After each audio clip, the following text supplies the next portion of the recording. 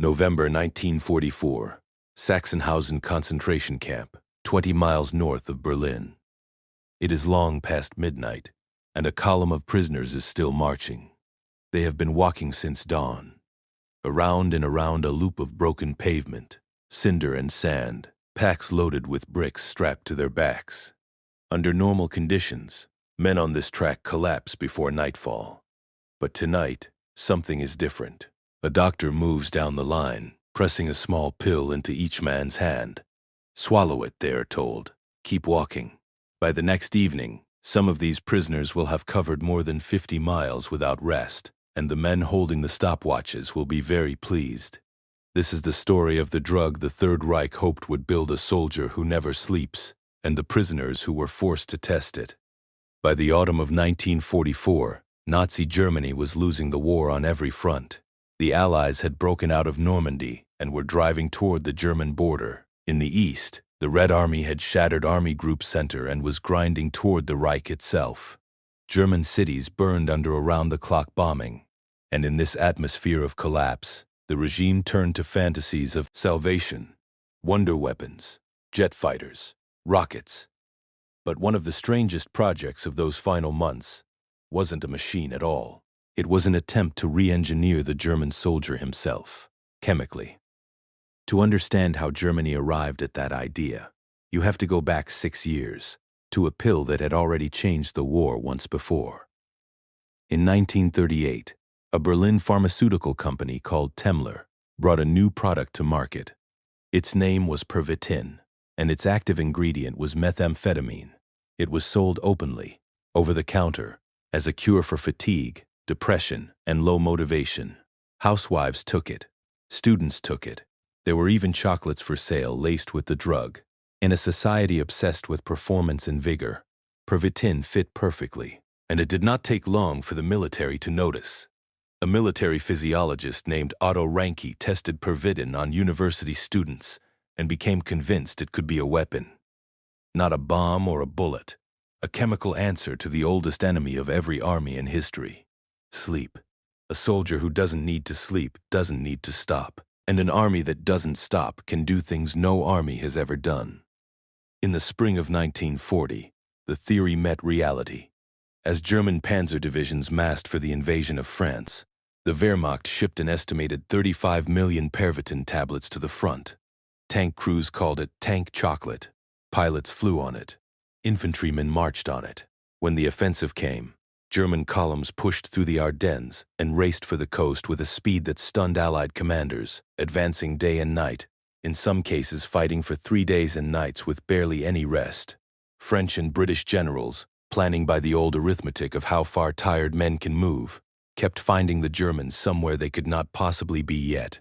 The Blitzkrieg was a doctrine of engines and radios, but it was also in part a doctrine of methamphetamine.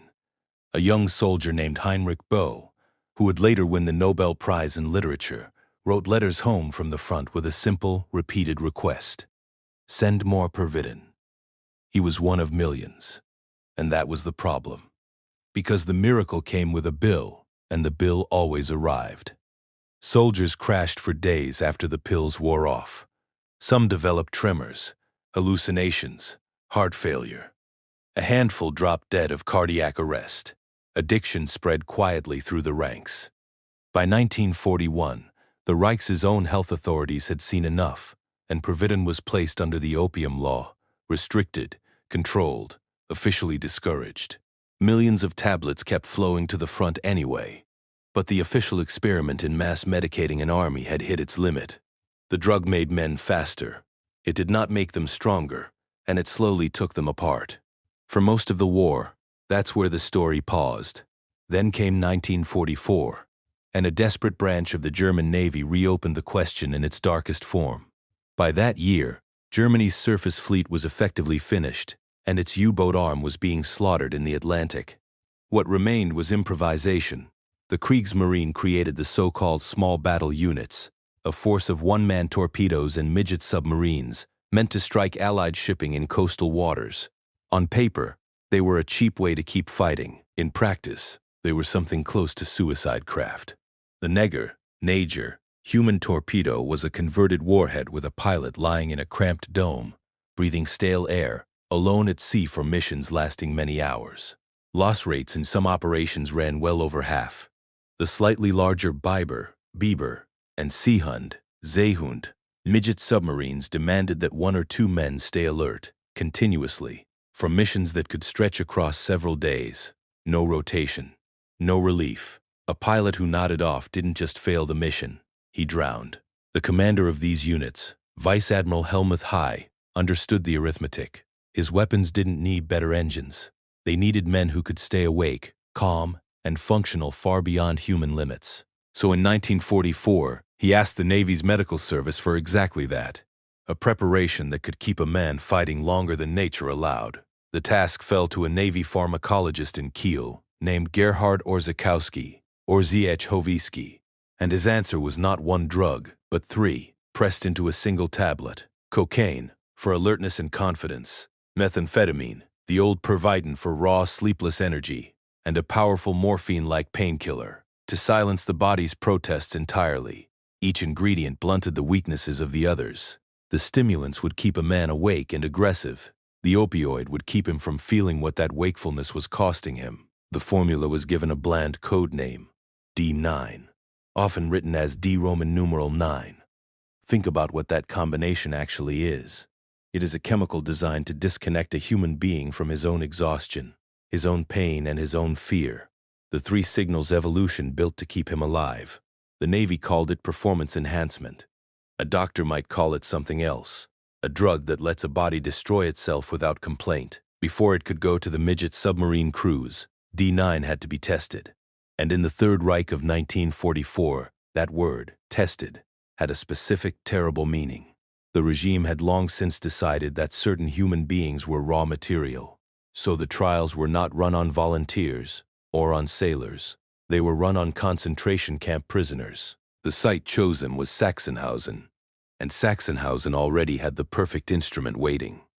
It was called the shoe testing track. Around the edge of the camp's roll call square ran a loop of deliberately varied surfaces: concrete, cinder, gravel, sand, broken stone. German footwear companies needed to know how long their synthetic boot soles would last, and the SS had offered them a testing service. Prisoners assigned to the shoe-walking detail were forced to march around this loop for miles every single day, commonly cited at around 25 miles a day, often carrying heavy packs, sometimes in boots deliberately issued in the wrong size. It was officially a materials test. In reality, it was a punishment detail, and men assigned to it understood it could be a death sentence in slow motion. Prisoners wore out faster than the soles did. For the Navy's purposes, it was ideal. A closed course, measurable distances, expendable subjects. In November 1944, D9 arrived at Sachsenhausen.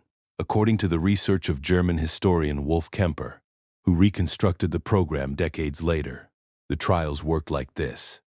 Prisoners from the shoe testing detail were given the pills and sent onto the track with packs weighing over 40 pounds. Then the doctors simply watched and counted laps. The results startled even the men running the experiment. Prisoners who should have collapsed kept walking. Through the day, through the night. By some accounts, drugged prisoners covered as much as 55 miles, roughly 90 kilometers, without rest. Witnesses later described men marching through the darkness in a strange, gliding trance, some of them singing as they walked hour after hour, as though their bodies no longer belonged to them. And in a sense, they didn't. That is what the pill was for. It is worth stopping on what this actually meant for the men on that track. They were starving. Sachsenhausen rations in late 1944 were catastrophic. They were already exhausted, already sick, already brutalized. The drug did not give them strength. No drug can. It simply unlocked the body's final reserves and spent them, while switching off every alarm. Some prisoners reportedly collapsed and died during or after the marches. Precise numbers were never recorded, because to the men in charge, the deaths were not the data. The mileage was. In the logic of the experiment, a prisoner who marched 50 miles and then dropped dead was not a tragedy. He was a successful result with an acceptable footnote. The doctors were satisfied. Reports went back up the chain, and the ambitions grew. What had begun as a fix for a few hundred midget submarine crews began to look, to some in the leadership, like something much bigger. If a pill could keep a starving prisoner marching for 2 days, what could it do for the entire army? There was talk of supplying D9 broadly to German forces, a chemical answer to the manpower crisis, a way to make the shrinking Wehrmacht fight like a force twice its size. In the bunkers of a collapsing Reich, where fantasy had long since replaced strategy, the ultimate soldier would simply be manufactured, one tablet at a time. It never happened. Not because anyone in power reconsidered the ethics, but because Germany ran out of time. By the spring of 1945, the Reich could barely produce boots and bullets, let alone a new pharmaceutical program. Some small batch quantities appear to have reached naval units, and by some accounts drug preparations including cocaine-laced chewing gum tested in the same period were issued to midget submarine crews in the war's final months. The results at sea were as grim as the missions themselves. The Kaverbend lost most of their craft, and a horrifying share of their men, stimulants or not. No pill could change the fact that a converted torpedo was no match for Allied sea power. In April 1945, as the Red Army closed on Berlin, the SS drove tens of thousands of Sachsenhausen's prisoners out of the gates on death marches. Thousands died on the roads. The camp was liberated within weeks. The shoe testing track fell silent, and D9, the drug meant to create the soldier who never sleeps, died with the regime that ordered it. Never mass-produced, never decisive, remembered mostly in scattered documents and the testimony of survivors. But the reckoning that followed reached far beyond one pill. In 1946, at Nuremberg, 23 German doctors and administrators stood trial for medical crimes committed on prisoners, the freezing experiments, the pressure chambers, the deliberate infections, the pharmacological tests. Out of that trial came the Nuremberg Code of 1947, the foundation of modern medical ethics, and its first principle answers Sachsenhausen directly. The voluntary consent of the human subject is absolutely essential. Every consent form you have ever signed at a doctor's office descends in a straight line from what was done to men like the ones on that track. And yet the question D9 tried to answer never went away. Armies still fight the same enemy Otto Ranke identified in 1938: sleep. Air forces in the decades since have issued amphetamines to long-mission pilots. Militaries today research wakefulness drugs, fatigue management, human performance enhancement. The vocabulary is cleaner now. There are ethics boards, consent forms, medical oversight, the guardrails built from Nuremberg's lessons. But the underlying dream, the soldier who does not tire, is the same dream that was tested by stopwatch on starving men in the Brandenburg night. Perhaps that is the real legacy of D9, not the formula, which was never even original, just 3 known drugs in one tablet. The legacy is what it revealed. A regime that saw human beings as material did not hesitate to treat them as material, down to the last miles left in their legs. The prisoners on the shoe testing track were not made superhuman. They were used up, deliberately, efficiently, and with clinical curiosity, by men who wrote down the numbers and slept soundly afterward. The ultimate soldier was never created at Sachsenhausen, but something was revealed there.